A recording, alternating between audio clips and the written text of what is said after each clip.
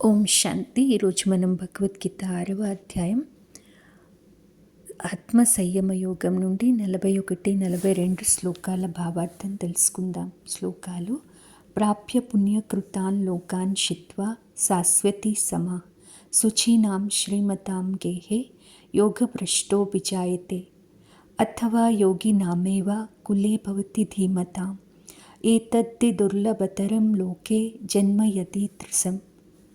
దీని భావార్థం ఏమంటే, పరమాత్మ అంటున్నారు, యోగ భ్రష్టులైన వారు అంటే సరిగా యోగం చేయలేకపోయిన వారు కూడా పుణ్యలోకాలకు వెళ్తారు. అక్కడ చాలా కాలం ఉన్న తర్వాత మళ్ళీ ధర్మపరాయణులు సంపన్నుల కుటుంబంలో జన్మిస్తారు. లేదా ఎంతో కాలం యోగాభ్యాసం వలన వైరాగ్యం వృద్ధి చెందిన వారైతే దివ్య జ్ఞాన సంపన్నుల కుటుంబంలో జన్మిస్తారు. ఇటువంటి జన్మ చాలా లోకంలో దుర్లభం.